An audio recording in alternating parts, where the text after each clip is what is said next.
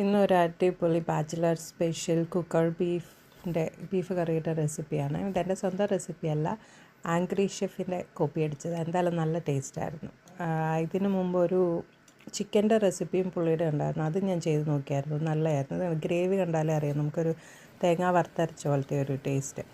അപ്പം മുളക് പൊടി, മഞ്ഞൾപ്പൊടി, മല്ലിപ്പൊടി, കുരുമുളക് പൊടി ചേർക്കാം. ഞാൻ പിള്ളേർക്ക് കൂടി കൊടുക്കുന്നതുകൊണ്ട് കുരുമുളക് പൊടി ചേർത്തില്ല. അത് ഒരു എണ്ണയ്ക്കകത്ത് ഒന്ന് മൂപ്പിച്ചതിന് ശേഷം തീ കുറച്ച് വെച്ചിട്ട് നമ്മൾ കഴുകി വെച്ചേക്കുന്ന ബീഫ് ഇട്ട് അത് നന്നായിട്ട് ഇളക്കി മിക്സാക്കി കഴിയുമ്പോഴത്തേക്കിന് അരിഞ്ഞ് വെച്ചേക്കുന്ന സവോള, പിന്നെ ചതച്ച് വെച്ചേക്കുന്ന ഇഞ്ചി വെളുത്തുള്ളി, അതിൻ്റെ കൂടെ ഒരു പിടി കരിവേപ്പില, ആവശ്യത്തിന് ഉപ്പ്, അപ്പോൾ അതൊക്കെ ചേർത്ത് തീ നന്നായിട്ട് നമ്മളിതെല്ലാം ചേർത്ത് കഴിയുമ്പോഴത്തേക്കിന് തീ ഇച്ചിരി കൂട്ടി വെക്കണം.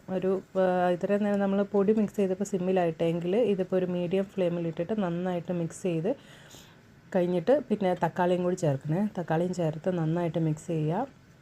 പിന്നെ കുറച്ച് വെള്ളം, ഞാൻ ചൂടുവെള്ളമാണ് ഒഴിച്ചത്, ആറിയ ചൂടുവെള്ളം, അതും കൂടി ഒഴിച്ച് നന്നായിട്ട് മിക്സ് ചെയ്ത് കഴിയുമ്പോഴത്തേക്ക് അടച്ചു വെച്ച് നമ്മുടെ ബീഫിൻ്റെ കണക്ക്, നമ്മൾ ബീഫ് ഉണ്ടാക്കുമ്പോൾ അറിയാമല്ലോ ബീഫിന് എത്ര വേവെന്ന്.